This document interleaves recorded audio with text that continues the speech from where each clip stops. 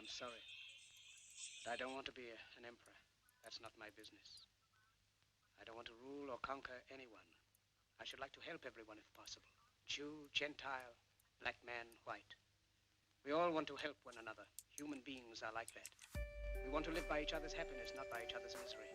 We don't want to hate and despise one another. In this world, there's room for everyone. The good earth is rich and can provide for everyone. The way of life can be free and beautiful. But we have lost the way. Greed has poisoned men's souls, has barricaded the world with hate, has goose-stepped us into misery and bloodshed. We have developed speed, but we have shut ourselves in. Machinery that gives abundance has left us in want. Our knowledge has made us cynical, our cleverness hard and unkind. We think too much and feel too little. More than machinery, we need humanity. More than cleverness, we need kindness and gentleness. Without these qualities, life will be violent, and all will be lost.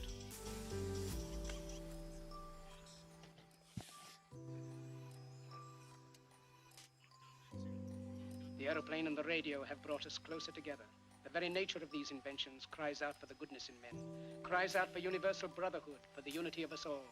Even now, my voice is reaching millions throughout the world, millions of despairing men, women, and little children, victims of a system that makes men torture and imprison innocent people.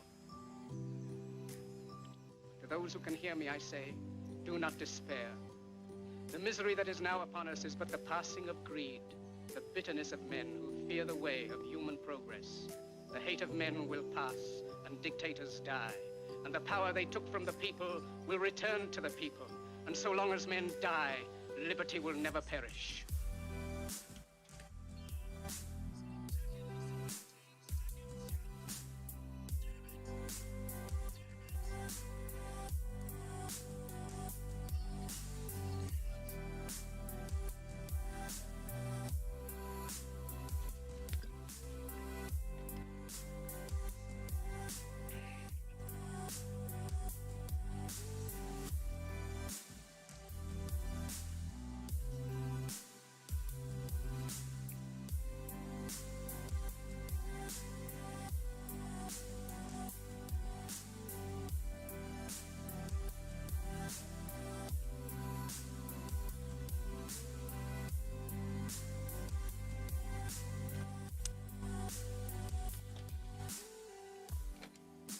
Don't give yourselves to brutes, men who despise you, enslave you, who regiment your lives, tell you what to do, what to think, and what to feel, who drill you, diet you, treat you like cattle, use you as cannon fodder.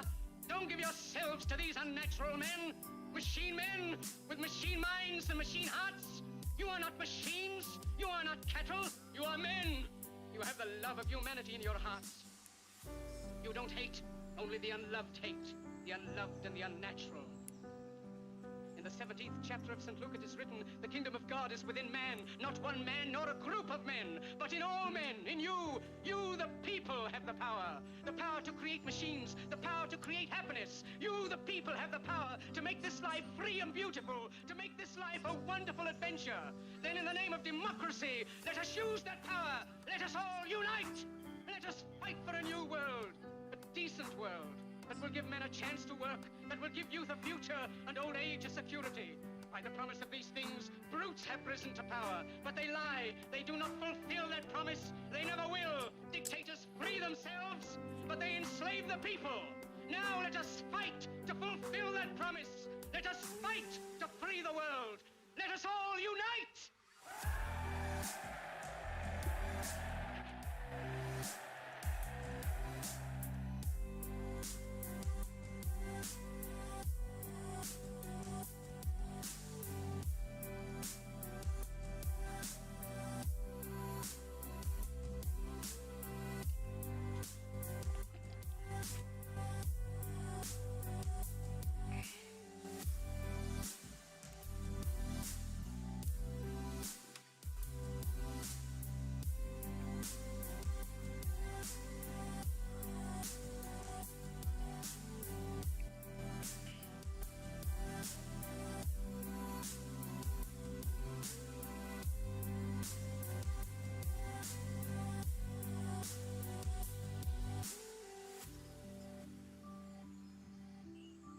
I know all kinds of people who've got this higher self going, practicing their yoga, but they're just like ordinary people, sometimes a little worse. And they can fool themselves. They can say, for example, well, my point of view in religion is very liberal. I believe that all religions have divine revelation in them, but I don't understand the way you people fight about it. You fight and say that we, Jehovah's Witnesses, have the real religion. Others say, well, we Roman Catholics have it. And the Muslims say, no, it's in the Quran. And this is the right way. And somebody else gets up, and he may be a rather highbrow Catholic, and say, well, God has given the Spirit through all the traditions, but ours is the most refined and mature. And then somebody comes along and says, well, as I said, they're all equally revelations of the divine. And in seeing this, of course, I'm much more tolerant than you are. You see how that game is going to work? Yeah, I could take this position. Supposing you regard me as some sort of a guru.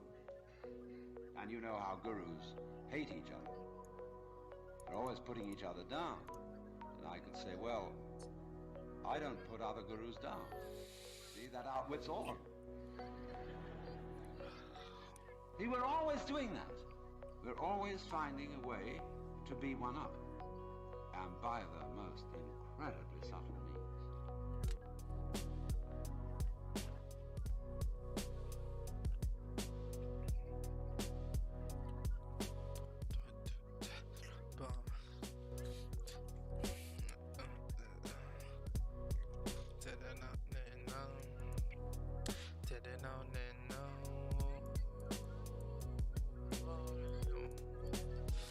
People wanna go around. Sound of people wanna make some sound. Gotta keep them rolling, make them bound. I am super boundless. I'ma keep it flowing, baby, cause I'm it. I don't know anybody doing what I do, but I'ma have to keep doing what I have to. Keep being me. Tell me if you like it, baby, I don't give a fuck. Tell me if you want it, baby, I could just give one, two, you and another. Tell me if you want it, I can help you and your brother. I can help you, baby, just help you up. I don't know what I'm saying, I'm just doing what I can, doing what I can, doing it for my fam. Ooh, ha ha ha. Love it cause I do it, cause I front it, baby, prove it that I really give a fuck. I could print you with your mage, like I ran him, motherfucker, like a druid.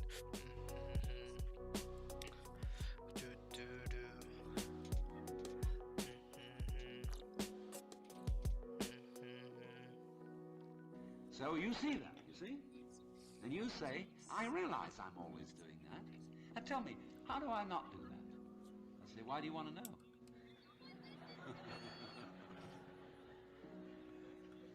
Well, I'd be better that way. Yeah, but why do you want to be better?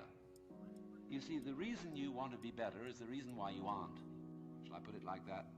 We aren't better because we want to be. Because the road to hell is paved with good intentions.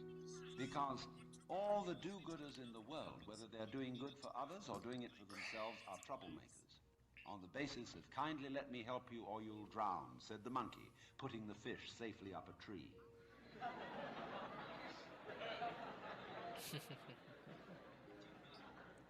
We white Anglo-Saxon Protestants, British, German, American, have been on a rampage for the past 100 or more years to improve the world. We have given the benefits of our culture, our religion, our technology to everybody, except perhaps the Australian Aborigines. And we have insisted that they receive the benefits of our culture, even our political styles, our democracy. You better be democratic, or we'll shoot you. And having conferred these blessings all over the place, we wonder why everybody hates us. How do you know what's good for other people? How do you know what's good for you? Love is you. Not easy to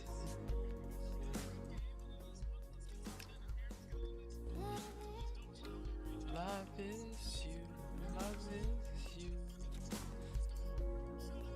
not easy to do.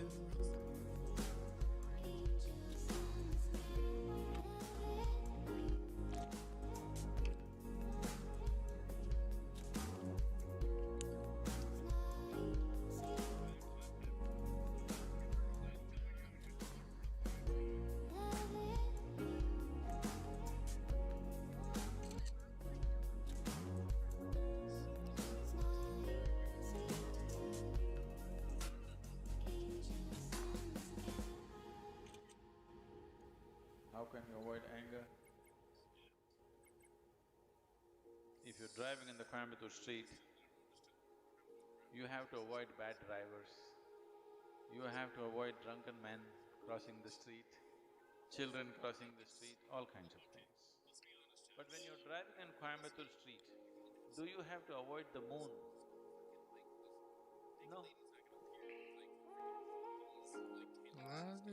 because the moon is not on the street, isn't it? So similarly, right now are you angry? No? Then why should you avoid it? Love is you. No need to avoid it. It is just that you It's think not anger is an easy entity. to do. Anger is not an entity. You become angry. Anger is not sitting somewhere and you go hit it. There is no such thing. You become angry.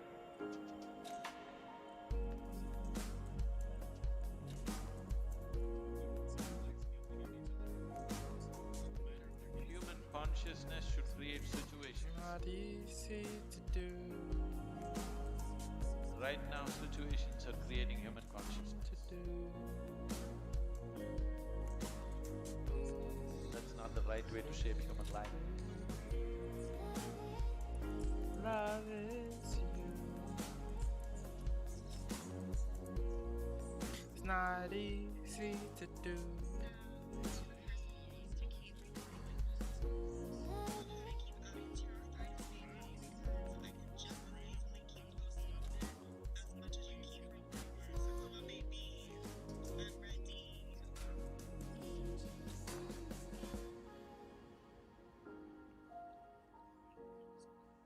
The very word secrecy is repugnant in a free and open society. And we are, as a people, inherently and historically opposed to secret societies, to secret oaths, and to secret proceedings. And no official of my administration, whether his rank is high or low, should interpret my words here tonight as an excuse to censor the news, It's not stifle dissent, easy to do. to cover up our mistakes, or to withhold from the press and the public the facts they deserve to know. For we are opposed around the world by a monolithic and ruthless conspiracy that relies primarily on covert means for expanding its sphere of influence. It's not easy to do. On infiltration instead of invasion, on subversion instead of elections, on intimidation instead of free choice, on guerrillas by night instead of armies by day.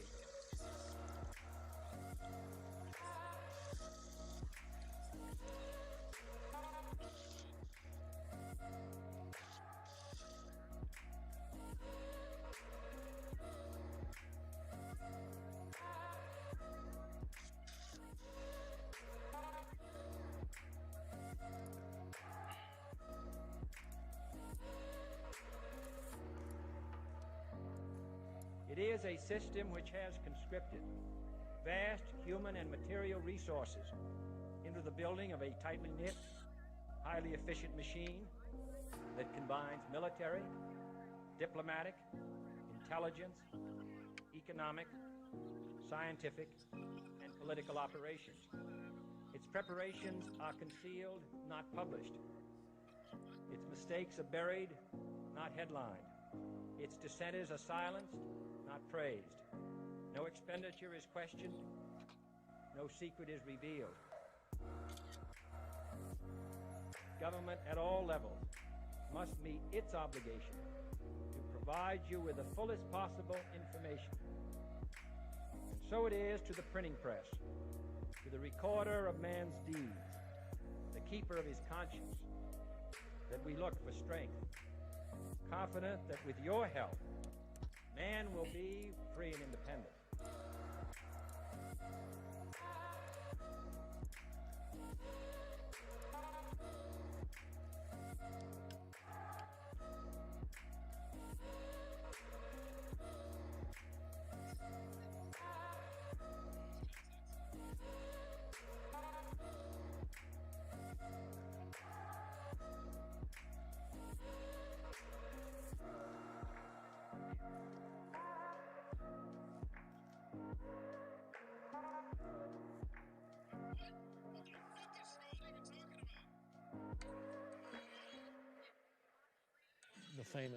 The famous saying, we don't see things as they are, we see them as we are.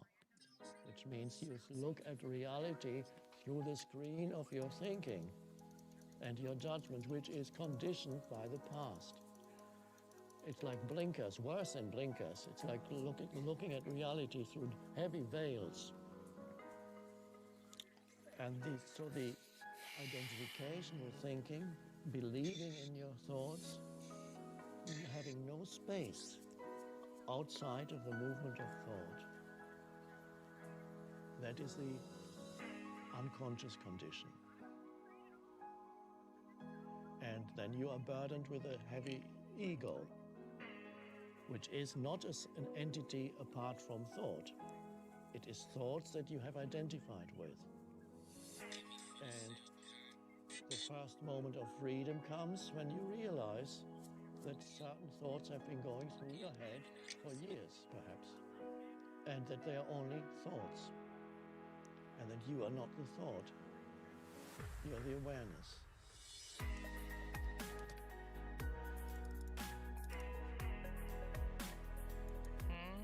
Dun dun dun bum bum bum bum bum bum.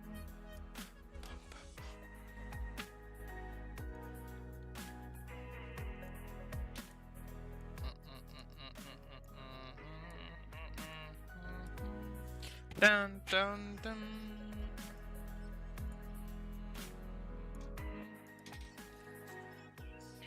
Bum bum bum.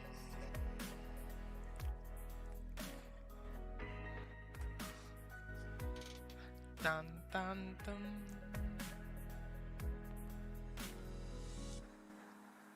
In my case, I became aware that I had a thought, for example, that started in childhood. One of many negative thoughts I had. Bad things always happen to me. Bad things always happen to me. Your perception then becomes selective. That thought, or any thought of that kind, actually attracts bad things, negative things. Bum bum bum bum bum. Dum dum dum dum dum dum. Da da dum dum dum.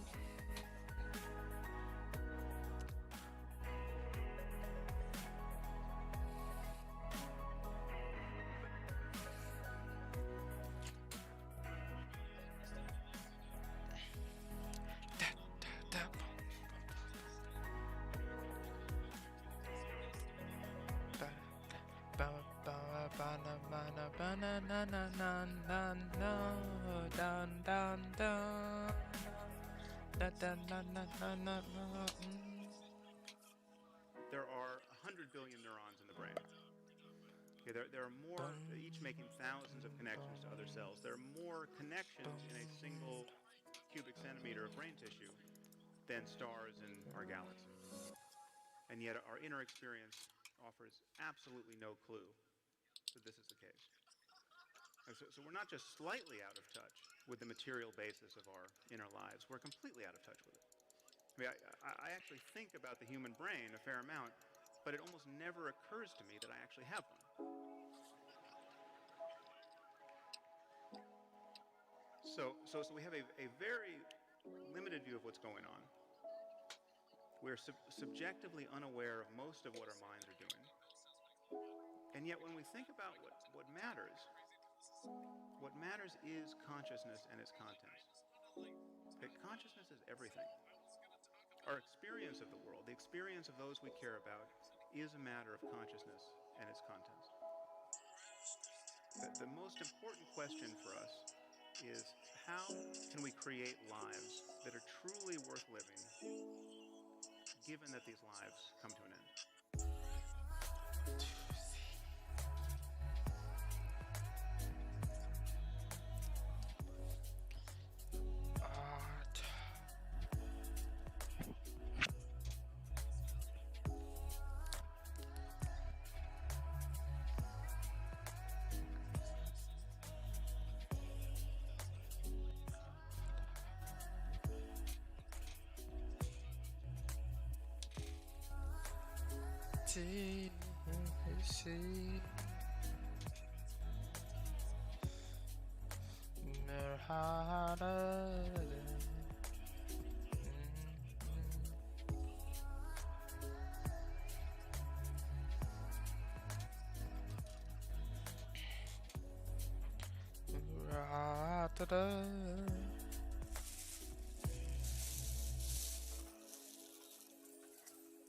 Much of what we want in life, much of what we want to experience, entails struggle, and many of us learn to enjoy the struggle itself in some measure. You know, any athlete knows that there's certain kinds of pain that are actually pleasurable.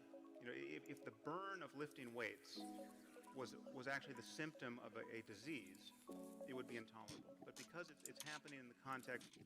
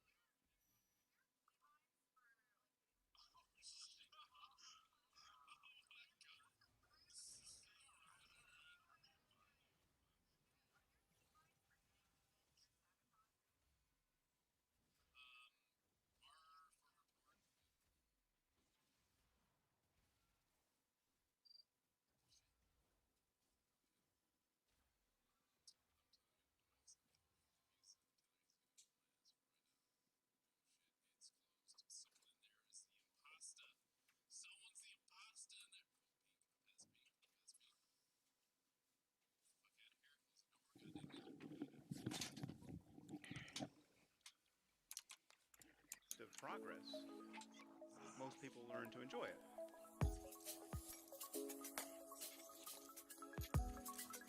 So the conceptual lens through which we view even very intense sensation largely determines how we feel about it.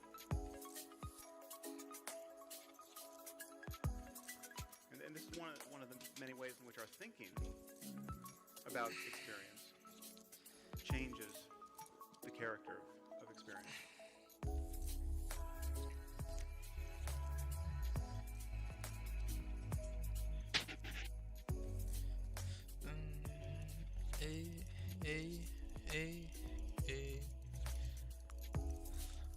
To see.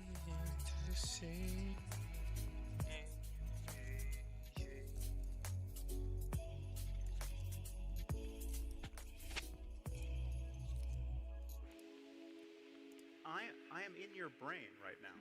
Okay, everyone here is in your brain. Because I am pinching your brain. This is consciousness pinching consciousness. Whatever you can possibly notice in your body, in your mind, in the world, has only one place to appear: in your conscious experience. Now, I'm not saying this is all just a dream, but as a neurological matter, it is very much like a dream. It is a dream that is constrained by inputs from the external world. And the dreams we call dreams at night are dreams that are not constrained by the external world. But your mind is all you have. It's all you've ever had. It's all you have to offer other people. And this might sound callous to say when there may be many other aspects of your life that seem in need of being addressed. When you're struggling to find a career, or you're sick, but it's still true. If you're perpetually angry and depressed and confused and unloving, it doesn't matter how much success you have or who is in your life, you're not going to enjoy any of it.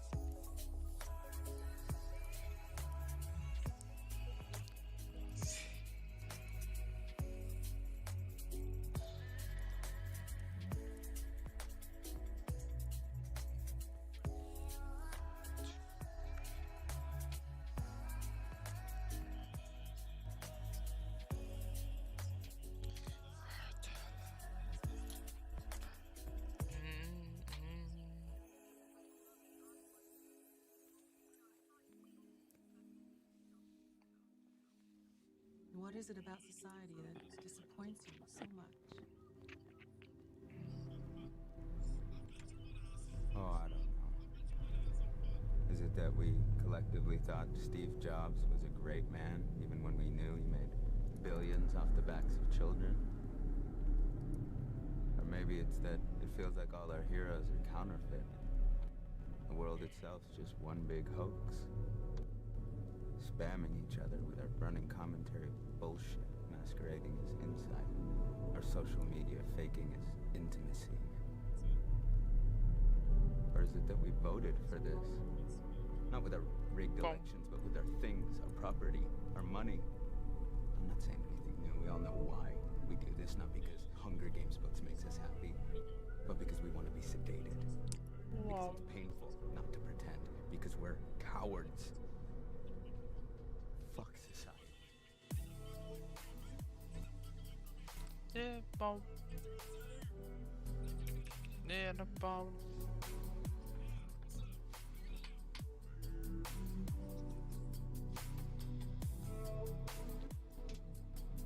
Yeah, the bomb.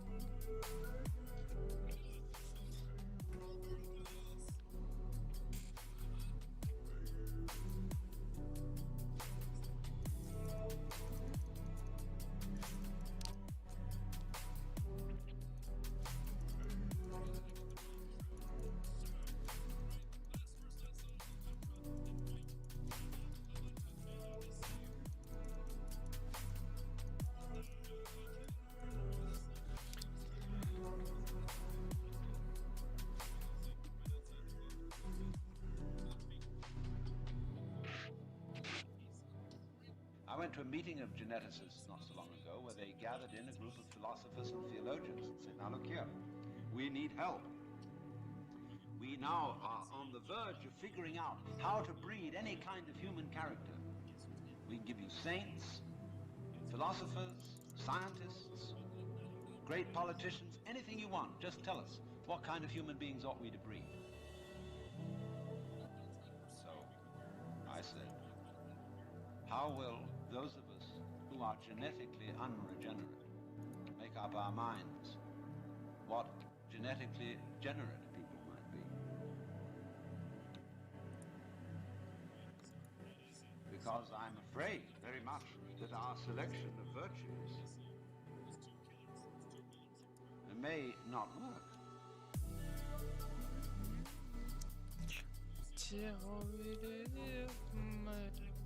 Bomb.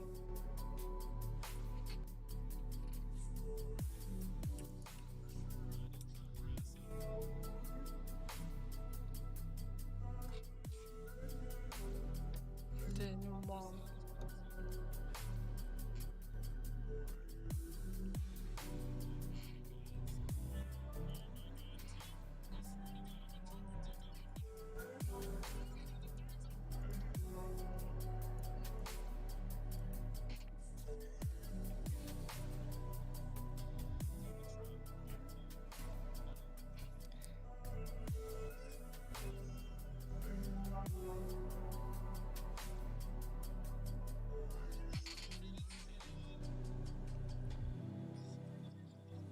May be like, for example, this new kind of high-yield grain which is made and which is becoming ecologically destructive.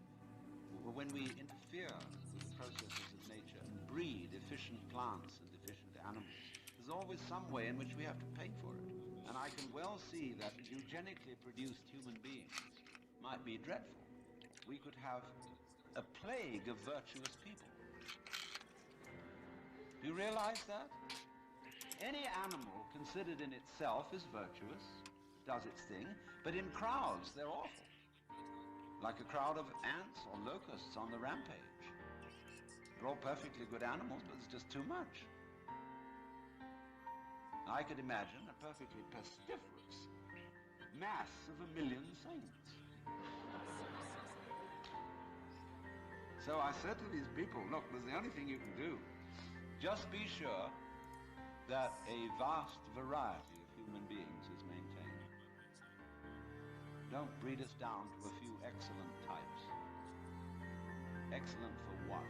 We never know how circumstances are going to change and how our need for different kinds of people changes.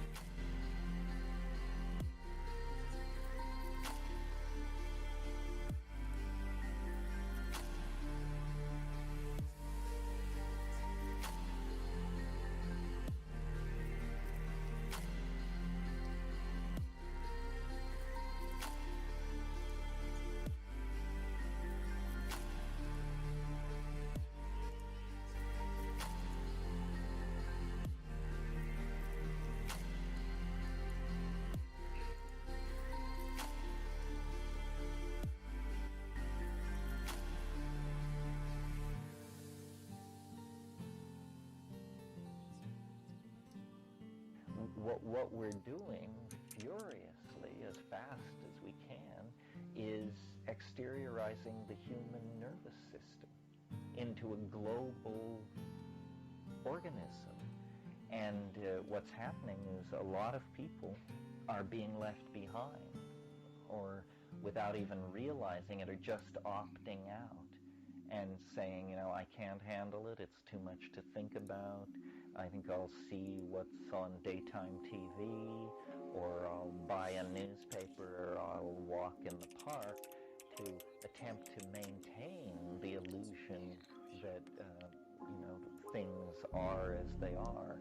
Things aren't as they are. Things have already become as they will be. The future is now not ahead of us. We're there. We're there. And the only question is, where do you position yourself now in this multidimensional matrix?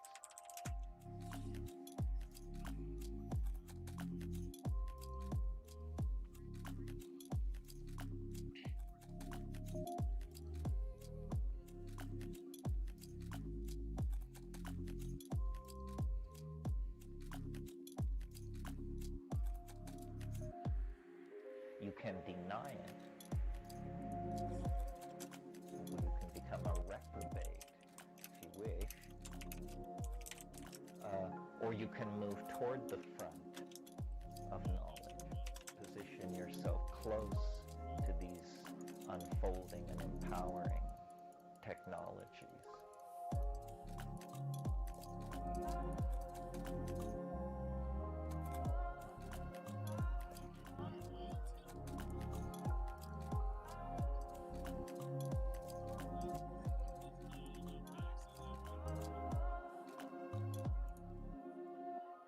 Like all animals, human beings want to dominate and exploit the resources around them. At first, we mostly hunted and fished and ate off the land, but then something terrible happened to our minds.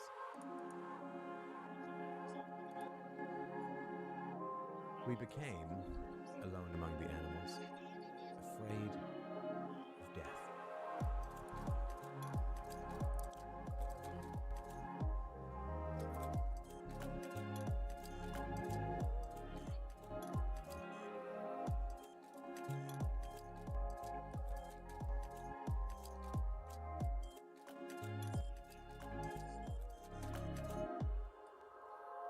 And this was the start of a great tragedy and an even greater possibility. You see, when we become afraid of death, of injury and imprisonment, we become controllable and so valuable in a way that no other resource could ever be. The greatest resource for any human being to control is not natural resources or tools or animals or land, but other human beings. You can frighten an animal because animals are afraid of pain in the moment, but you cannot frighten an animal with a loss of liberty, with torture or imprisonment in the future. You cannot swing a sword at a tree and scream at it to produce more fruit, or hold a burning torch to a field and demand more wheat. You cannot get more eggs by threatening a hen, but you can get a man to give you his eggs by threatening him. This human farming has been the most profitable and destructive occupation throughout history, and it is now reaching its destructive climax.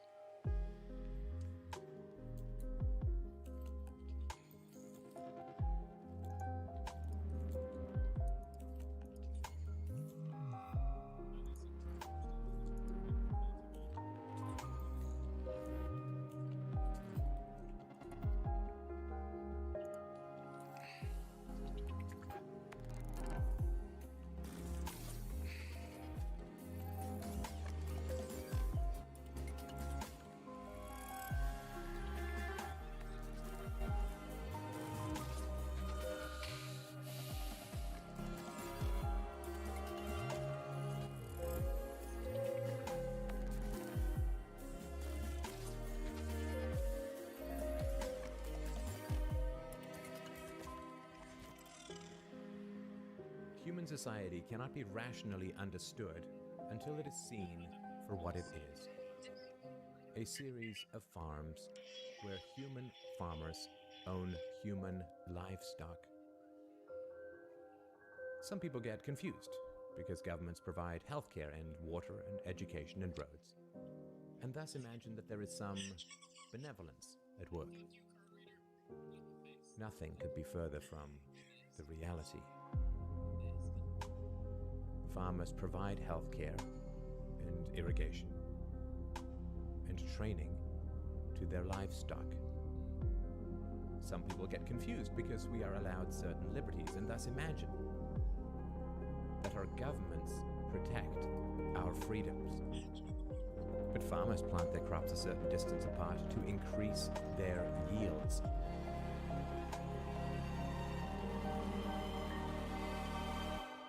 Are you beginning to see the nature of the cage you were born into?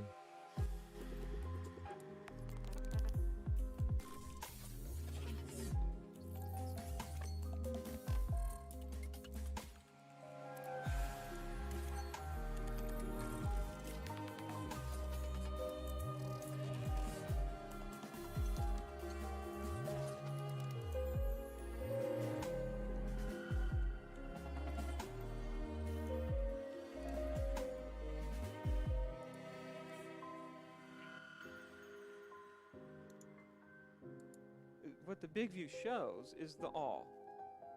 The all. Everything and everybody is but an expression of something that's universal. the all. However, if I had heard someone say to me the all 20 years ago, 25 years ago, I would have started immediately thinking in abstract, spiritual, mystical terms. Do you know, like, that's what the all is. And the all, actually, it's not something that's abstract. It's not even mystical. It's actually the most evident reality that we simply have become used to, dividing life up into bits. And we started that very young. The first thing we all learned to divide into bits was you. You were the first thing you separated out from everything else in the universe.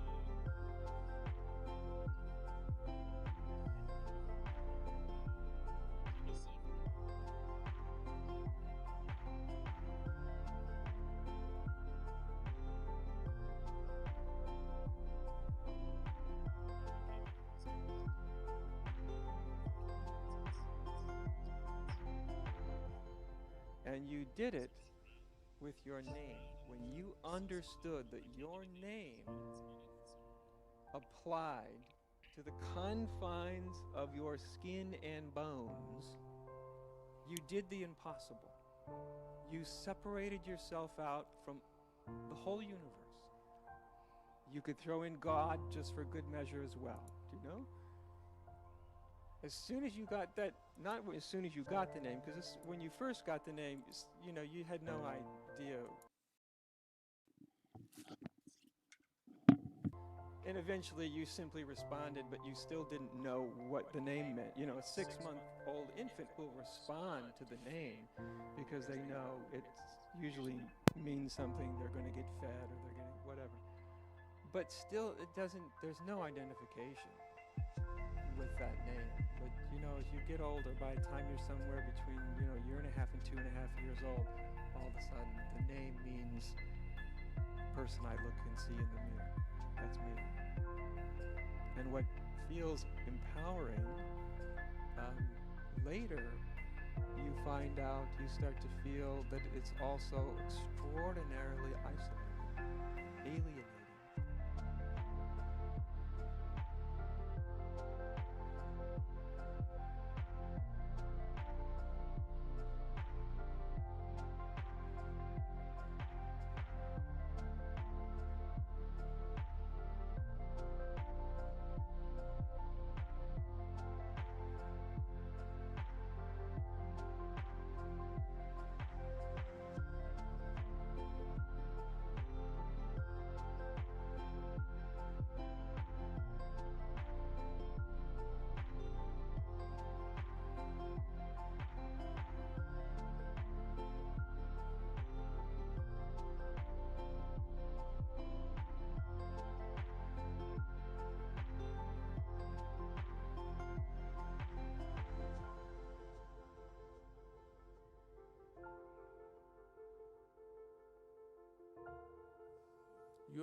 The very thought of God occurred to you only because you saw creation, isn't it? When you were born and you opened your eyes, you looked around, so much creation. Before you came here, so much has happened. Obviously, you did not create it. So you thought, there must be a creator. This is how you come to the creator, isn't it? The moment you thought there must be a creator, because you're in a human form, you thought it must be a big man. A small man like me cannot do all this. It must be a big man. Just 2 hands, how can it do so much creation? must be 8 hands.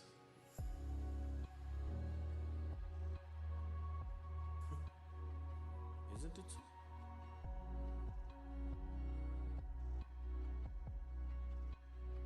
If you were a buffalo, you would be really thinking, God is a huge buffalo. Isn't it so? Yes or no? You go and ask a buffalo and see. A buffalo will insist, God is a huge buffalo.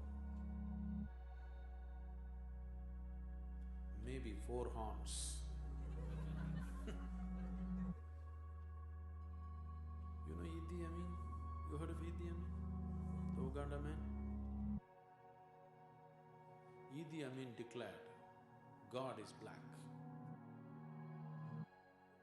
I agree with him. If a white man can have a white God, why can't a black man have a black God? But both those people are confused. We know God is brown.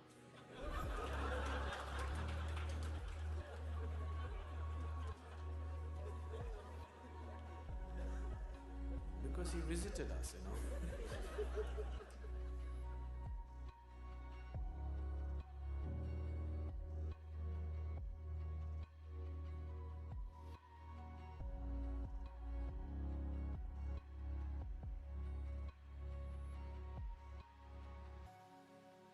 So dogs will ask, why not a dog god? Actually the spelling also is close, you know.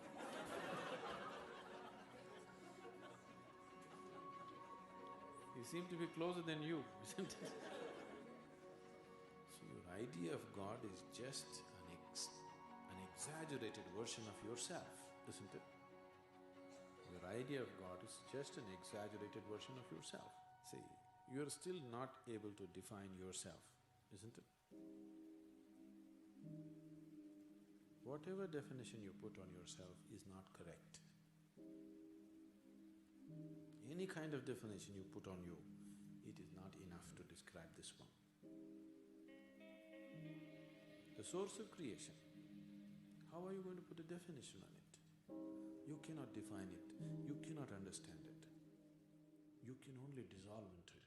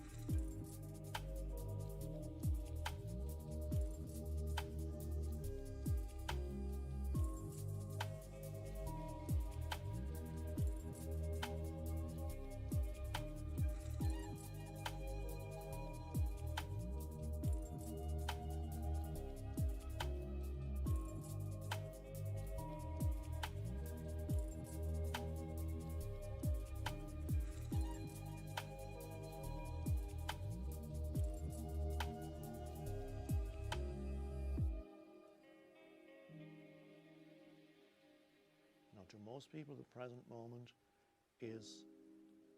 almost doesn't exist, because what they're really interested in is the next moment. So they live always towards the future, towards the next moment. And unconsciously, they regard the next moment as more important than this moment. Not realizing that the future moment that they so desperately want to get to, the end point, they don't recognize that the future has no existence except as a thought form.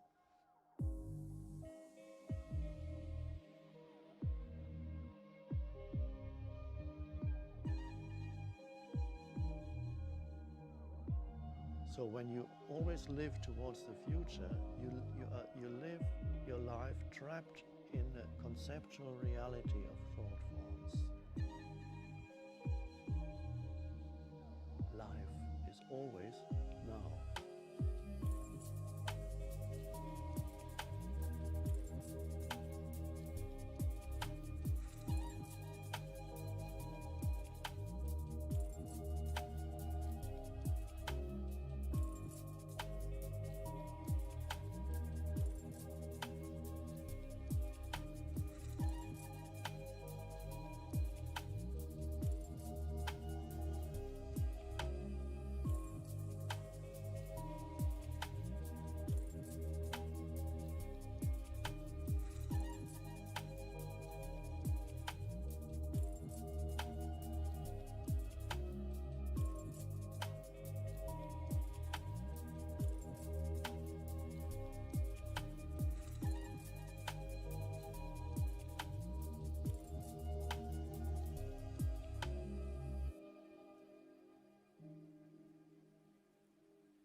Because your life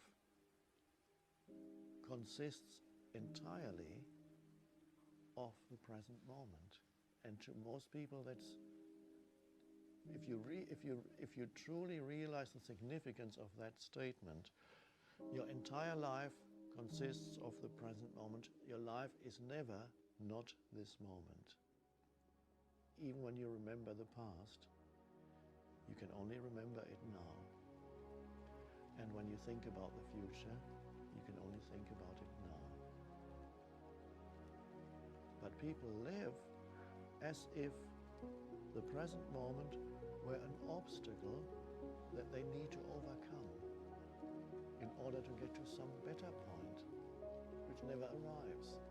So that's a mad way to live. And it makes living hard. It makes living into an effort.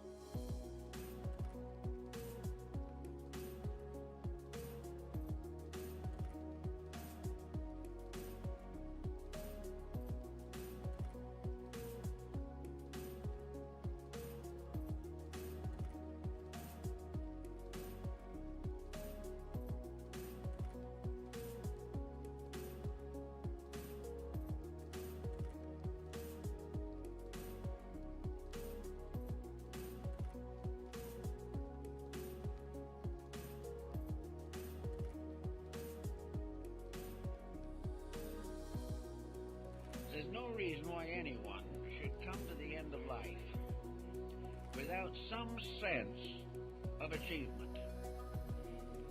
I know many people.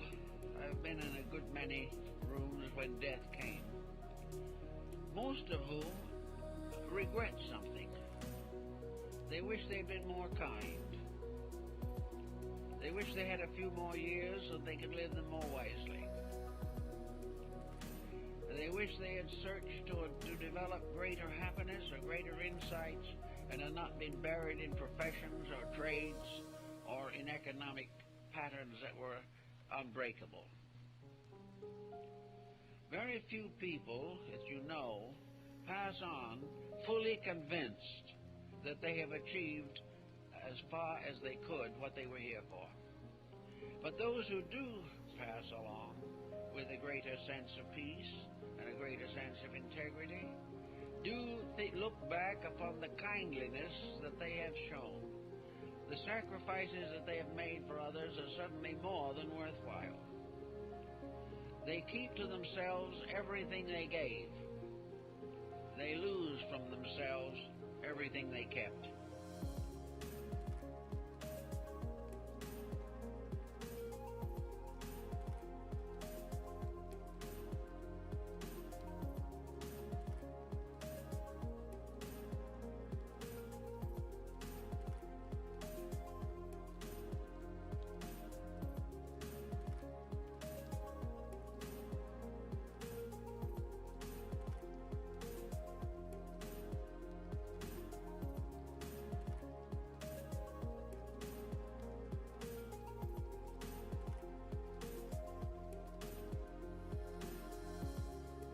It's interesting, the way I've looked at it is that you go out into the woods and into the forests and you look at trees and you appreciate the trees. You don't say, that tree is good and that tree is bad because one tree is fat and one is thin, or one is tall and one is short, or one is bent and one is straight, unless you're in the lumber business. For the most part, you just look at the trees and you appreciate them the way they are. They are what they are, and you can appreciate them. But the minute you get near humans, it's interesting that you immediately go into a judging mode. You come into better and worse. And you do that out of your own insecurity. You do that out of your own need constantly to be reassuring yourself. So you're saying that person is got more hair than I do, or that person is see, that's the one I picked. So I wonder why that, or you go into you find dimensions constantly judging and equating. Am I as good as? Am I equal to? Am I as good a mother? Am I as beautiful a woman? Am I as effective a worker? Am I whatever it is, whatever dimension? And you get caught in constantly living in a judging realm.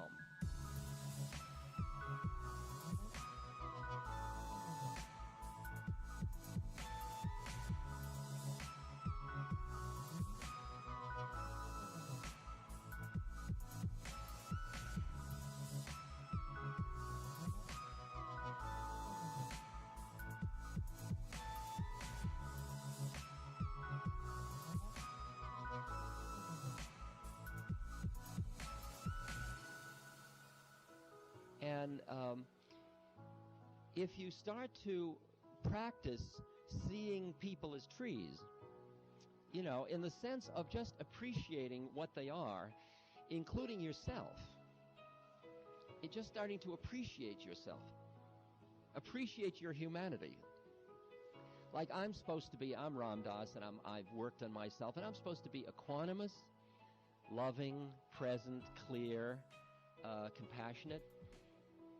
Oftentimes, I get tired, I'm angry, I'm petulant, I'm closed down. Now, for a long time, I get into those states, and I would feel really embarrassed.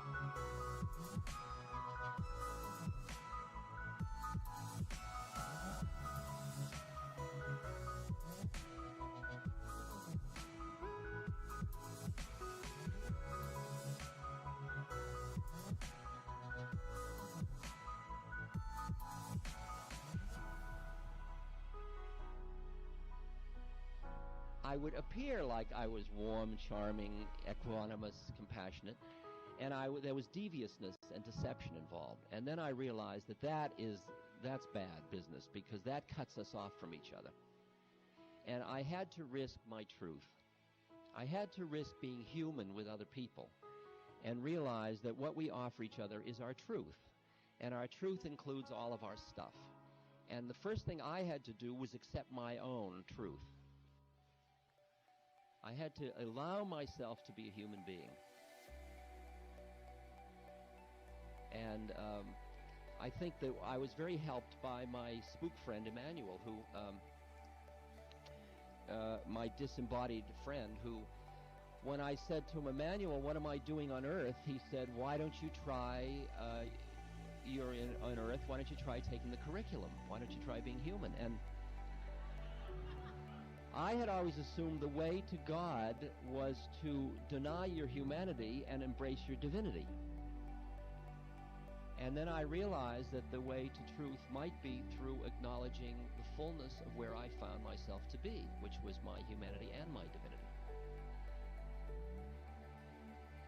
And not wallow in it, but acknowledge it. And not reverence it or judge it, just appreciate it, just allow it. Allow my humanity. As I started to allow myself to be human more, things changed much faster in me. And then I would start to experience my own beauty. And it frightened me. It was so dissonant and discrepant from the model that I had cultivated of myself over the years, that I had to do good in order to be beautiful. And the idea that I just am, that what is, when you look at a tree or a rock or a river, it is in its own way beautiful.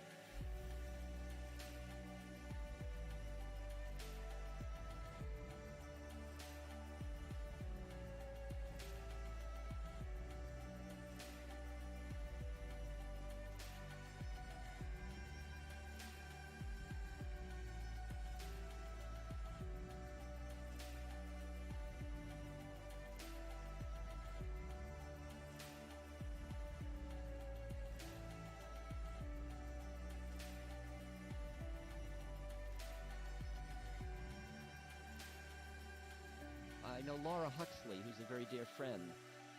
In her kitchen, she has these jars over the sink, and she takes old beet greens and orange peels and things and sticks them in water in these long, beautiful pharmaceutical jars. And then they slowly mold and decay, and there are these beautiful decay formations and mold. And it's really garbage. It's garbage as art. And we look at it, and it's absolutely beautiful. There's absolute beauty in that. And I've begun to expand my awareness to be able to look at the universe as it is and see what is called the horrible beauty of it. The horrible beauty of it. There's horror and beauty in all of it, because there's decay in all of it. We're all decaying. I look at my hand, and it's decaying. And it's beautiful and horrible at the same moment. And I just live with that, and with that I start to see the beauty in it.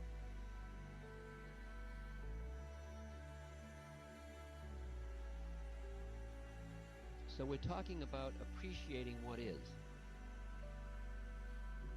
Not loving yourself as opposed to not liking yourself,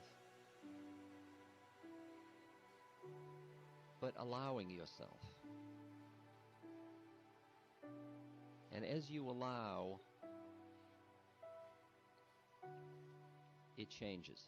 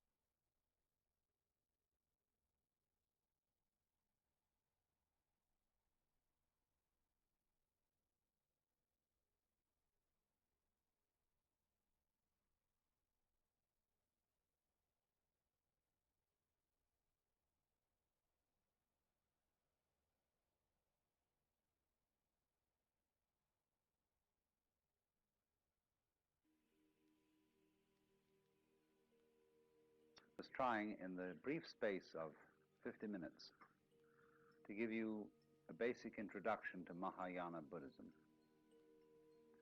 The kind of Buddhism that is found in China and Japan, and the kind of Buddhism of which Zen Buddhism in particular is a subsect.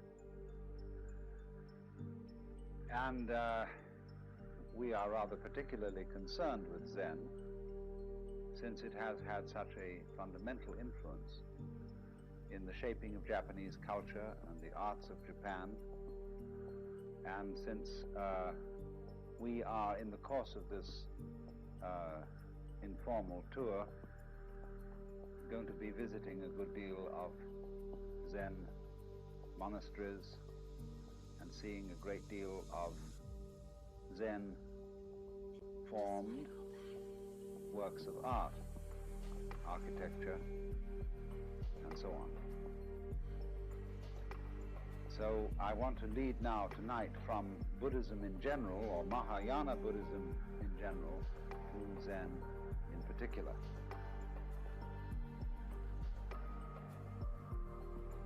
Now, Zen plays a little game with you. Whenever anybody like myself or Dr. Suzuki talks about Zen, all the other people say, because they talk about it, they don't understand it. Those, in the words of Lao Tzu, who know do not say. Those who say do not know. And yet he said that.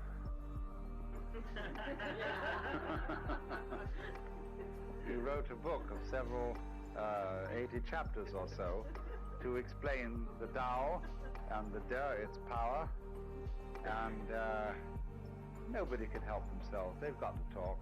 Human beings are a bunch of chatterboxes. And when we've got something in our minds that we want to talk about, we talk.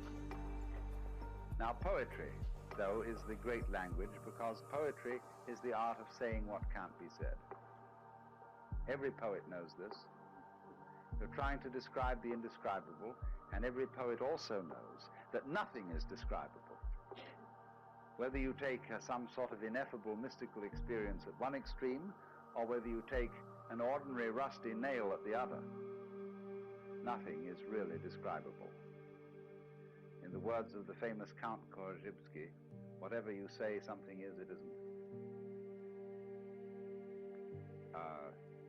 We used to have a professor at Northwestern who would produce a match booklet in front of his class and would say to them, "What is it?"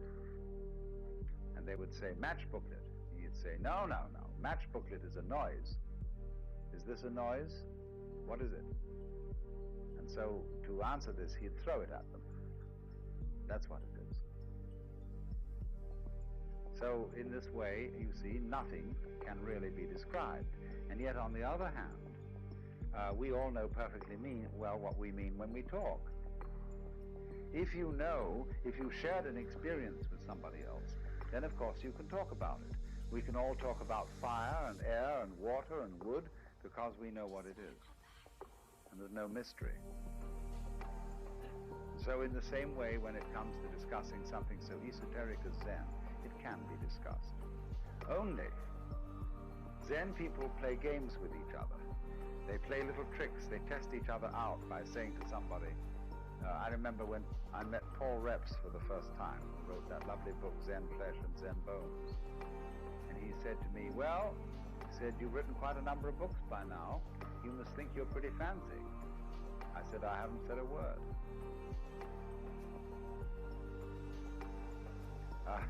This is simply a Zen game.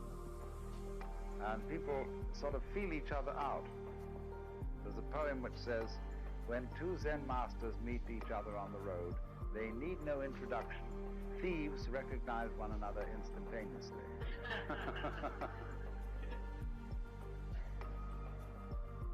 So now, having got that out of my chest, it's to say then, if I were to give you a really proper and really and truly educated talk about Zen, I would gather you round here and sit here in silence for 5 minutes and leave. And in a way, this would be a much more direct exposition of it than what I'm going to do instead, which is talk about it. Only I have a feeling that he would feel that you were disappointed and somewhat cheated by this kind of behavior if I just left in 5 minutes silence. So then, this word Zen is Japanese way of pronouncing the Chinese word Chan, which in turn is the Chinese way of pronouncing the Sanskrit word jhana. And jhana is a very difficult word to translate into English, if not impossible. It's been called meditation. Meditation in English generally means sitting quietly and thinking about something, and that's not what Zen is. Contemplation might come a little nearer if you use the word in a very technical sense, the sense that it was used, or still is used, among Catholic mystics. Perhaps that's something a bit like Zen. But again, contemplation, as we normally use the word, has a sense of inactivity, sense of not doing anything, of being completely still and passive, whereas Zen is something highly active. So we really don't have an English word for jhana, Chan, Zen. But I would say that we do know what it is, because we do all sorts of things every day of our lives in the spirit. When, for example, you drive a car, most Americans, at any rate, drive cars since they were teenagers and are very expert drivers. And when they drive a car, they don't think about it. They're one with the car. Or when a rider of a horse is one being with the horse, when you watch a good cowboy or a cavalry rider, he's glued to the horse. He's like a centaur almost. As the horse moves, he moves. Which is in control? Is the horse riding the man or the man riding the horse? You practically don't know. Same way when you have an excellent dancing partner. Who leads? Who follows? It seems as if you are one body and you move together. That is Zen, that is jhana. And so in a wider sense, when a person doesn't react to life, on the one hand, or try to dominate it on the other, but when the internal world of one's own organism and the external world of other people and other things move together as if they were and indeed are one and the same motion, that is Zen. So you could say in a very, very simple way that the real concern of Zen is to realize, not merely to think, but to know in your bones that the inside world inside your skin and the outside world outside your skin, going out as far as anything can go into galaxies beyond galaxies, is all one world and all one being, one self, and you're it. And once you know that, then you have completely abolished all the problems that arise as a result of feeling that you are a stranger in the world, that you are set down in the middle of a hostile and alien domain of nature or people who are not you. This whole sense of estrangement, foreignness to the world is overcome in Zen. Now, let me illustrate this a little before we go into Zen in any kind of technical way by a few rather superficial but nevertheless significant facts out of Japanese culture and the place of Zen in Japanese culture. Japanese culture is, as you may have noticed, or was, as you may have noticed, extraordinarily ritualistic. There is a right way of doing it, a good form, a proper style. And nowhere is this more apparent than in such practices as the tea ceremony, or arranging flowers, or knowing how to dress, or knowing how to organize a formal dinner. The punctiliousness, the skill of these people in doing these things is quite remarkable. But in the same measure as they are very skillful at doing these things, they're very worried about it. The whole question, for example, of bringing presents to somebody else. Have they given us more than we've given them? Did we remember this occasion? Did we remember that occasion? These weigh very heavily on the Japanese soul. The debt which you owe to your parents, the debt which you owe to your country and to your emperor, immeasurable, infinite debt, never can be paid. All these weigh very heavily. And therefore, in Japan,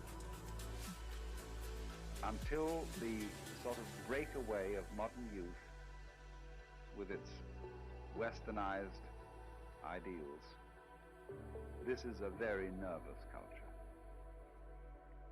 concerned about whether one is playing the ritual correctly. A culture like that needs an outlet, needs a safety valve, needs a way out of this thing. And Zen provides just that. And so, by contrast, when you meet a Japanese who is thoroughly trained in Zen, he is a different kind of personality altogether from ordinary Japanese. He is, in manners, not studiedly courteous, nor is he brusque, but he's simply at ease. He gives you his whole attention, so long as you give him your whole attention. If you start wandering and frittering, he's got work to do and he promptly leaves. But so long as you are wanting to talk to him, he is there for you and for nobody else. And he sits down, and he really sits. You know, he doesn't worry about whether he ought to be somewhere else. And so unable to sit with complete serenity in one place. You know, if you have half an idea that you ought to be worrying about something out in the garden, or that you ought to be cooking dinner, or that you ought to be down in your office or something, you can't sit where you are. You're not really there. You're a kind of gas balloon that keeps wanting to wander off.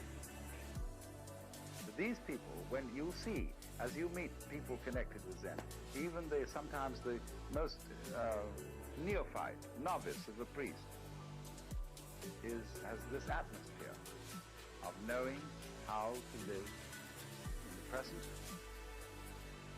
and not to be fidgety and giggly and worrying about whether he's done the right thing. That's very much Zen style, even though at the same time the Zen people do have a very exacting and demanding discipline. The function of this discipline is rather curious. It's to enable you to be comfortable. It's to enable you, for example, to sleep on a concrete sidewalk on a cold, wet night and enjoy it. To relax completely under any situation of hardship. You see, ordinarily when you sit you're out in the cold, you start shivering. Why? Because you're resisting the cold. You're tightening your muscles against the cold, and you get the staggers. But you were taught, if you learn Zen discipline, not to do that. Take it easy. Go with the cold. Relax. And all those monks in those monasteries here, they're as cold as hell in winter. And they simply sit there most of the time, and we would be frozen to death and miserable and have influenza and the great Siberian itch. But they simply relaxed and learn how to take the cold. So there's nothing about Zen discipline which is masochistic. It isn't to beat your body because your body's bad and is a creation of the devil or something. It has nothing to do with that. It is how to be comfortable under all circumstances. But that again is something rather incidental to the main question of Zen. As I said, the Zen people, as you meet them and as you get to know their style of personality, are at ease in a culture that is not at ease. In a culture that is chronically concerned with protocol. And is it just right? That is indeed a terribly self-conscious culture, where everybody is always watching himself and having therefore second thoughts about everything. And so the discipline of Zen is to enable you to act without watching yourself. We would say unself-conscious. But Japanese are as terrified of this as we are. They think, and we think. If I don't watch myself, I'll make a mistake. If I don't hold a club over myself, I'll cease to be civilized and become a barbarian. If I don't discipline myself with all sorts of down on those passions of yours, you will become like the monk of Siberia, who burst from his cell and devoured the Father Superior. So this basic mistrust and so on in one's own spontaneity makes us wonder that if these Zen people are really spontaneous and they don't plan and premeditate and hold clubs over themselves, won't they become very, very dangerous people socially? Won't they go out and rape their mothers and daughters and murder their grandmothers to inherit their fortunes and so on and so forth? And Zen people just don't do that. And yet they are perfectly spontaneous. So then, let me try then and indicate how this discipline called Zen actually works. This will involve a little bit of letting the cat out of the bag, but can't be helped. Let's go back to what I told you was fundamental to Buddhism. Buddhism is unlike other religions in that it does not tell you anything. It doesn't require you to believe in anything. Buddhism is a dialogue. And what are called the teachings of Buddhism are nothing more than the opening phrases or opening exchanges in the dialogue. Buddhism is a dialogue between a Buddha and an ordinary man, or rather someone who insists on defining himself as an ordinary man, and thereby creates a problem. I quoted you this morning our saying that anybody who goes to a psychiatrist ought to have his head examined. And in exactly the same way, in this culture, anybody who goes to a guru, a spiritual teacher, or a Zen master, or whatever, ought to have his head examined. Or as the old Chinese master Tokuzan put it, if you ask any question, you get 30 blows with my stick. If you don't ask any question, you get 30 blows just the same. In other words, what the hell are you doing around here? Defining yourself as a student and defining me as a teacher. In other words, you have to raise the problem. And in the way of training of Zen, this is very clearly emphasized. If you go to a Zen teacher and you approach him in the traditional way, the first thing he will do is to say, I haven't anything to teach. Go away. Well, you say, what are these people doing around here? Aren't they your students? They say, well, they're working with me, but unfortunately, we are very poor these days. We don't have enough rice really to go around and make ends meet. And we can't take on anybody else in this community. So you have to insist to be taken in.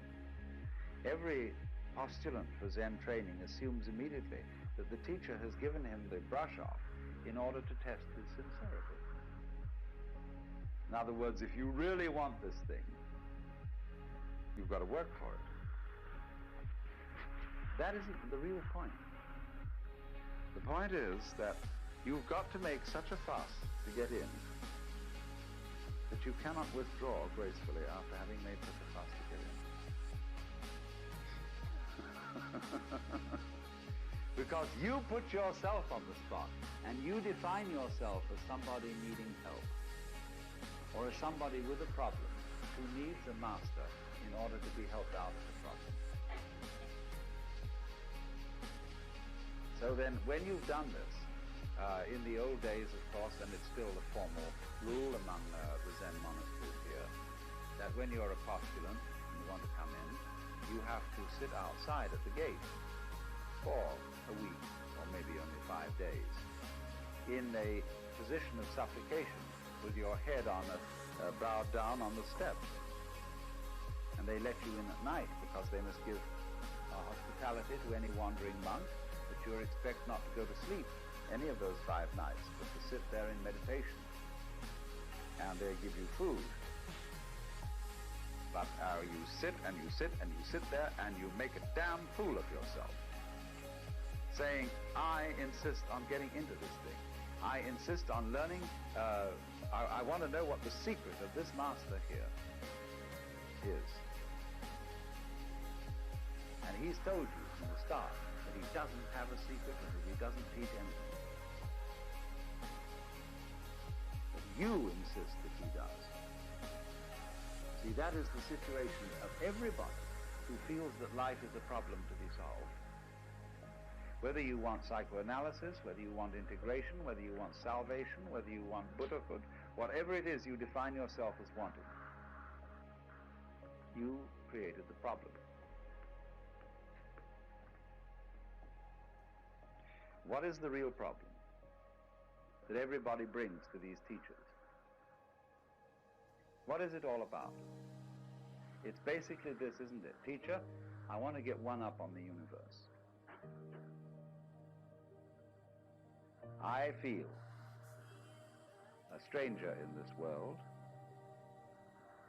I feel that it's a problem in that having a body means that I am subject to disease and change and death. Having emotions and passions means that I am tormented by feelings which I can't help having, and yet it's not reasonable to act on those feelings without creating trouble. I feel trapped by this world, and so I want to get the better of it. And is there some wise man around who is a master of life and who can teach me to cope with all this? So that's what everybody's looking for in a teacher. The man who is the savior and who can show you how to cope with it. And the Zen teacher says, I don't have any answer. Nobody believes that because he seems to be so confident when you look at him. You can't believe that he has no answer. And yet that's the consistent teaching of Zen, that it has nothing to say and nothing to teach. The great Chinese master of the Tang Dynasty, called Lin Ji in Chinese or Rinzai in Japanese, said Zen is like using a yellow leaf to stop a child crying. A child is crying for gold, and the father takes an autumn leaf that's yellow and says, gold. Or he said it's like using an empty fist to deceive a child. See, you've got a closed fist, and you say to the child, what have I got here? And the child says, let me see. Oh. Put your fist behind your back. And the child becomes more and more excited to know what the devil's in that fist. And fights and fights and fights, and finally is practically in tears. And then suddenly you finally open the fist and there's nothing inside. So in exactly the same way, the person who is under the impression that there is something that we ought to get. See, all this is dressed up in a big way. To be a Buddha, to know the answer, to finally solve the problem, to get the message, to get the word, or however you put it. In other words, to be in control of your fate and of the world. Would you like it? If you could have it?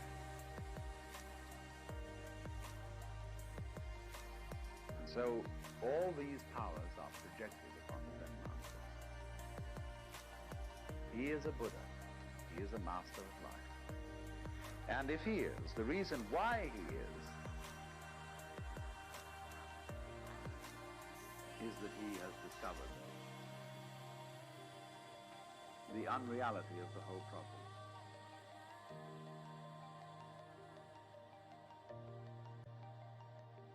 And so all these powers are projected upon the Zen master. He is a Buddha. He is a master of life. And if he is, the reason why he is that he has discovered the unreality of the whole problem. There is not life on the one hand and you on the other. It's all the same. But you see, you can't tell people that. And just by telling, get them to see it.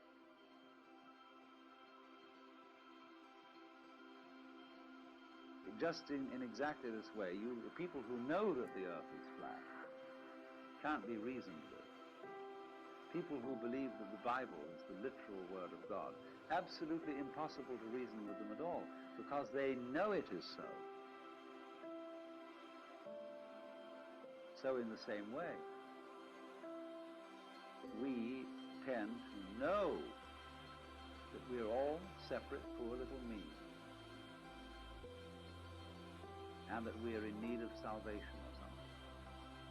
And we know this is so. And so somebody says, well, you're not really that. You know that that feeling of separateness is an illusion. Well, it's all very nice in theory, but I don't feel it. So what will you do? What will you do with a person who is convinced that the earth is flat? No way of reasoning with him. If it's for some reason important that he discovered that the earth is round, you've got to play a game with him. You've got to play a trick on him. You tell him, great, the earth is flat. Let's go and look over the edge. Wouldn't that be fun? Because if we're going to look over the edge of the earth, we must be very, very careful that we don't go round in circles, or we'll never get to the edge. So we've got to go along consistently, along a certain line of latitude westwards. And then we're going to come to the edge of the earth, just so long as we're consistent.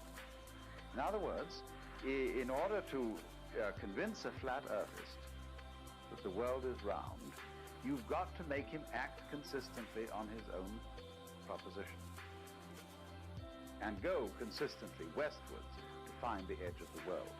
Now, at last, by going consistently westwards, he comes back to the place where he started.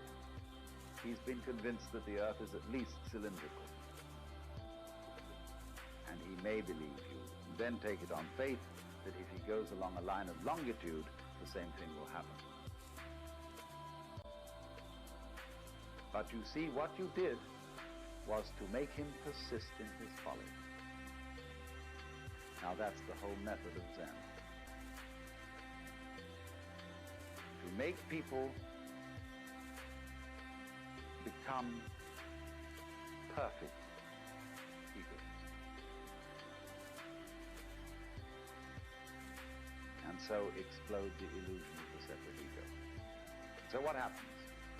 In effect, then, in the discipline of Zen, when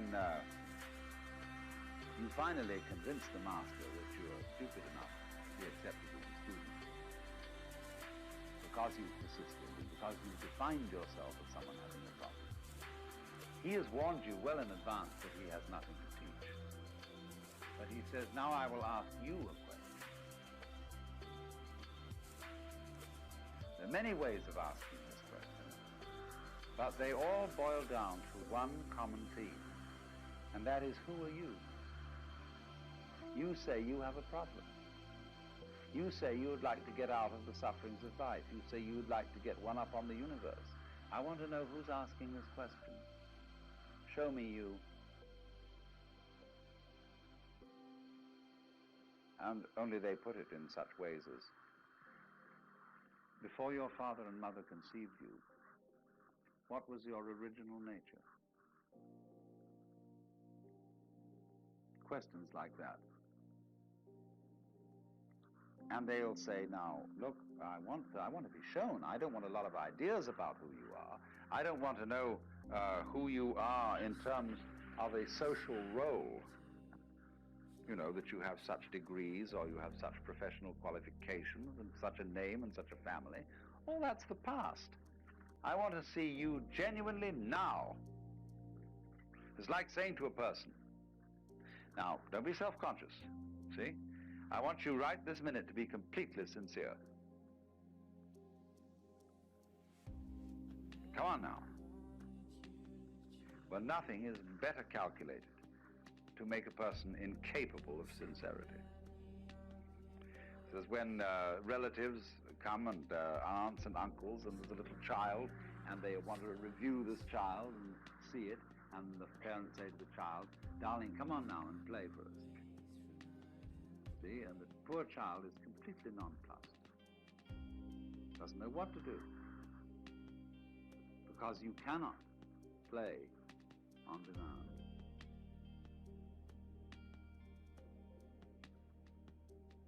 Now, what is the Zen teacher doing in saying to a person, you must answer this question by coming before me in fact, a rather formal situation, the kind of context in which a Zen master interviews his students is very formal. And there he sits, a sort of enthroned tiger. He's definitely, in this culture, a sensei, authority figure. And so he's the last kind of person you can be spontaneous with.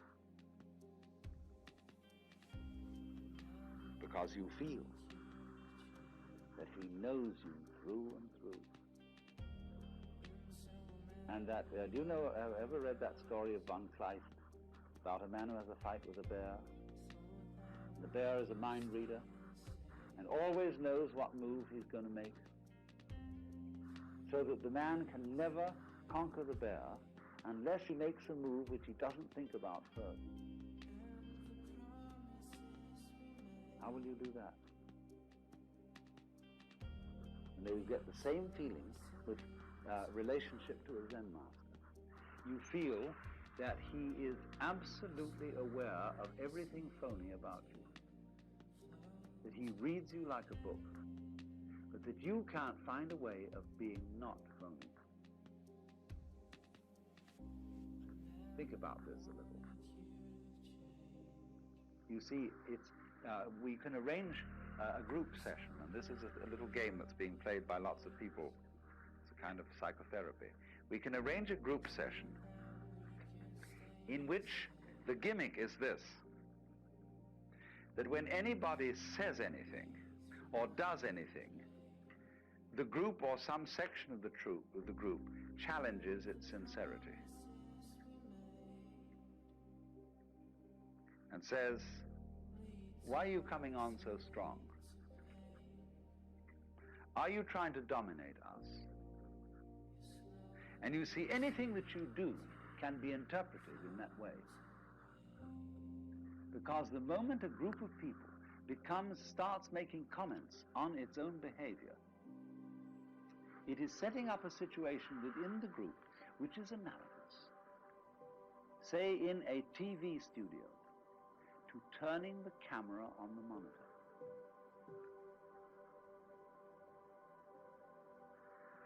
So when we start thinking about thinking, being aware of being aware, this is what is called in the Japanese the observing self. I watch myself all the time, see? You're in a hopeless mess. But this is the price that human beings pay for having become self-conscious. Anxiety and guilt. Anxiety because, am I sure that I thought this out sufficiently carefully? When I left the house, did I turn off the gas stove? And incidentally, I remember turning it off, but can I trust my memory? I've learned to think about memory now, and I wonder if I can trust it. Maybe I better go back and look. So I went back and I looked. But did I really see? I'm thinking about my sight and whether this is quite authentic. Did I look properly? Because you know how the unconscious can alter your senses. And so I better go and look again. See, soon now I've got into a sort of vicious circle where I'll never get away from the house. And all this sort of getting mixed up is the penalty we pay for the advantageous gift of being able to know that we know. There was a young man who said, though, it seems that I know that I know. What I would like to see is the I that knows me when I know that I know that I know. And so this is the Zen trick. It's to put you into this situation in a very crucial way.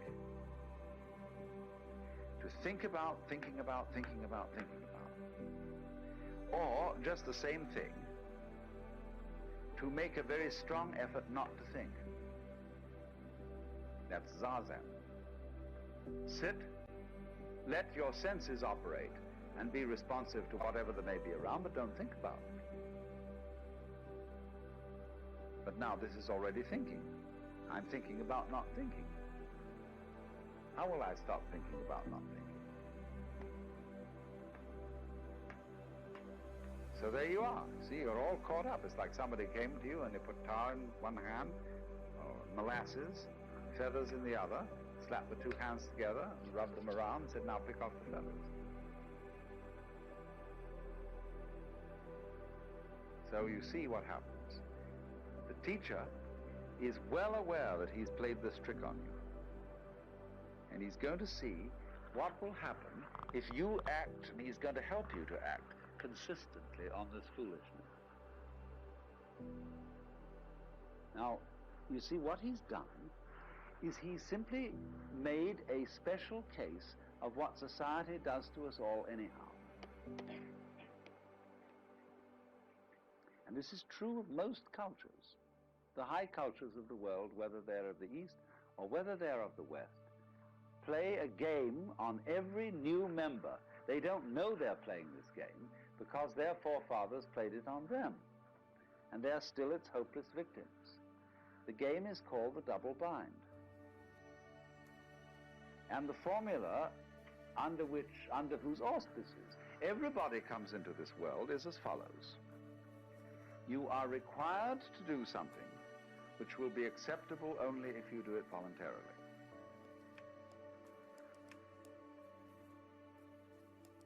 You must love me. You must go to sleep. You must be natural. You must be free. Listen to that. You must be free.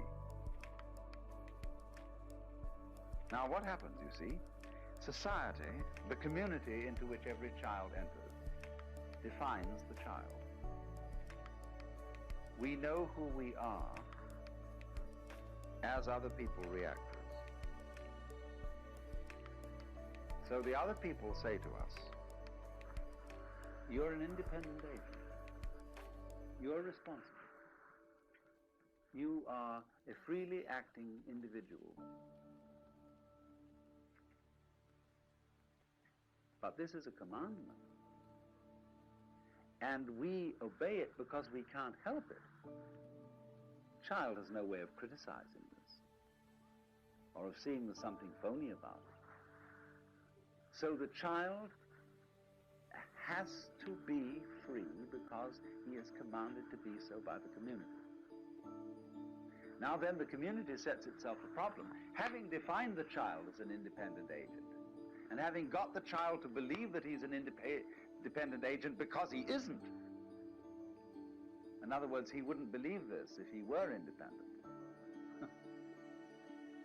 It then has trouble getting him to behave as the community wants him to behave. So they feel then there's something ornery about all children. They're born in original sin, and they're refractious and so on. Of course they are, because they've been defined in a self-contradictory way.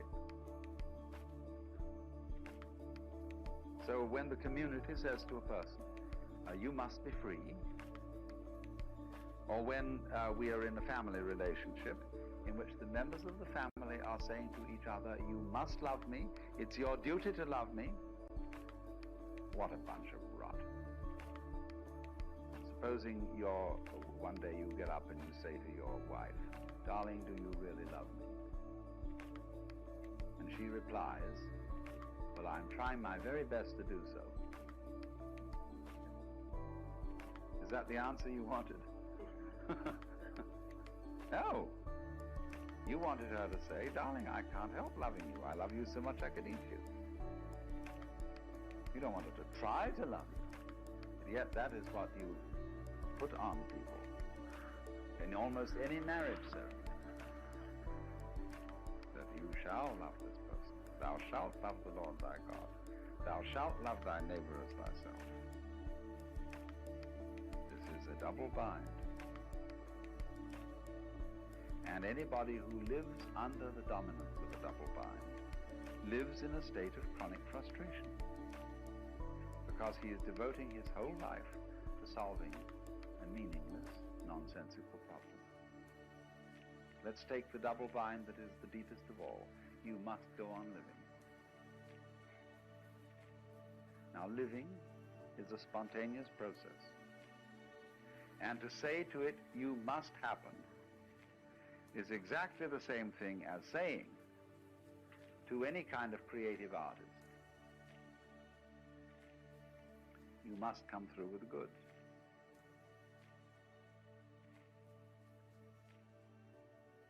Tonight you must give the superb performance, and above all, you must be unself-conscious. Well, this is being done to us all the time. And the object of the Zen discipline is that instead of doing this to people unconsciously, as parents do it and as teachers do it to children, and as the children's peers do it to their own peer members, in Zen the double bind is put on you deliberately, knowing how stupid it is. The teacher is well aware of everything he's doing and what tricks he's playing on you, because he has behind it all the compassionate intent of getting you into such a fierce double bind that you will see how stupid it is. So then, what happens is this. He gives you the double bind. Be genuine. I want to see you do something that is the real you. I had a friend who was studying Zen, and he was given some koan like this to work on. And when he was one day going for his interview, he walked through the garden that connected the Sodo, or the monks' study quarters, with the master's place, and there was a big bullfrog. Bullfrogs in this country are rather tame. People don't eat them. And so he swept up the bullfrog and dropped it into the sleeve of his kimono. And when he got in front of the teacher to answer the koan, that is to say, to do spontaneously produce his genuine self, he produced the bullfrog. The teacher looked at it and shook his head and said, too intellectual. Or, as we might say, too contrived, too studied. That's not yet you.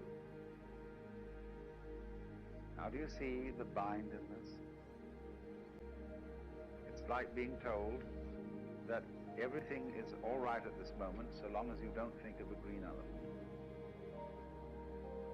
So try not to think of a green elephant. See? Now as he works at this, as he tries to produce the genuine you, the teacher really strings him out on this and makes him work and work and work over a period of many months, until he comes to the point of seeing this. There is nothing you can do to be genuine. The more you do, the phonier you are. But at the opposite extreme, there is nothing you can not do. That is to say, you cannot give up trying to be genuine.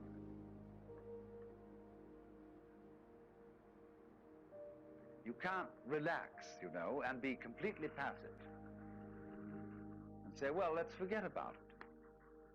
Let's think about practical matters and forget all these spiritual concerns. The moment you do that, your abandonment of trying is itself an insidious form of trying. For example, there's a very interesting Hindu teacher by the name of Krishnamurti that many of you may know about. And he tells people, you know, that all their religious inquiry, their yoga practices, their reading religious books and so on, is nothing but a form of perpetuating one's egocentricity, but on a very refined and highbrow level. So he gets a kind of disciple who studiously avoids reading any kind of philosophical or edifying book. They're reduced to reading mystery stories. And they become devoted non-disciples. See, what a clever bind that is. It's the same as the Zen technique. You can't, in other words, let go of your... we've seen, you see, my point was at the beginning, we saw that the way of Buddhism is to let go of yourself, to see that you live in a universe in which nothing can be grasped. Therefore, stop grasping. So here's the problem. I come and say to the teacher, teach me not to grasp. You say, why do you want to know? And he shows you that the reason why you want to stop grasping is that it's a new form of grasping. You feel that you will beat the game by being unattached. See, it's horrible to grieve when somebody you love dies. So maybe by being unattached to that person, I can avoid grief. Pretty cold, isn't it? Maybe, you see, by not having an ego, when life comes and bangs on me, if there's nobody there, it'll be all right. So that's why I want non-ego state. That's phony. All this is a new way of safeguarding and protecting the ego. So this is the way in which Buddhism is a dialogue. So you see, if you go back to fundamental primitive Buddhism, people say to the Buddha, I want to escape from suffering. Perfectly honest statement. All right? Realize that suffering is caused by desire. Try not to desire. So the student goes away and tries to eliminate desires by controlling his mind and practicing yoga. Comes back to the teacher and says, it's pretty difficult. but I have managed at least to get rid of some desires. Teacher says to him, but you're still desiring to get rid of desire. What about that one?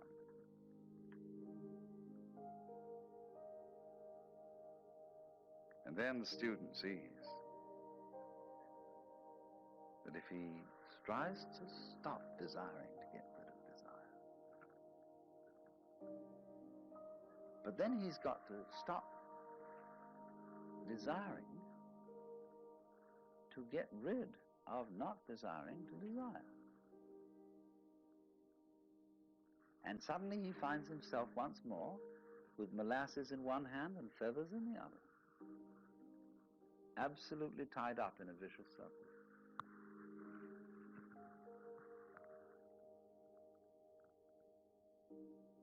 So he realizes there is nothing I can do about it, and there's nothing I cannot do about it. And this predicament in Zen is called a mosquito trying to bite an iron bull.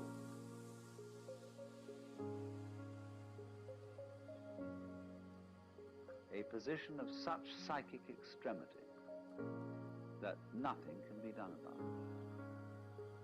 Now the point here is, what does this situation mean? When you find yourself in that kind of a trap, what's the meaning of the trap? Why, that's very simple. If there's nothing you can do, and also nothing you cannot do about a given situation, it means that you are phony. That, in other words, what we call a separate ego isn't there. Of course it can't do anything, because it is not an agent. And by virtue of the fact that it can't do anything, equally, it can't not do anything. It's completely phony. So what has happened is to expose the fiction of there being a separate ego, either to force its actions upon the world, or to have the actions of the world forced upon it as a puppet. This thing just doesn't exist, except as a figment of the imagination, or except as a game rule. Let's pretend everybody is responsible, is independent, is separate. Sure, that's a great game, but it's a game.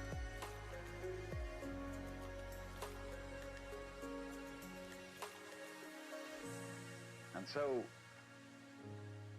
the whole object of this Zen dialogue between the teacher and the student is to carry that game of being the separate ego to its logical conclusion, to its reductio ad absurdum. So that, as Blake said, the fool who persists in his folly will become wise.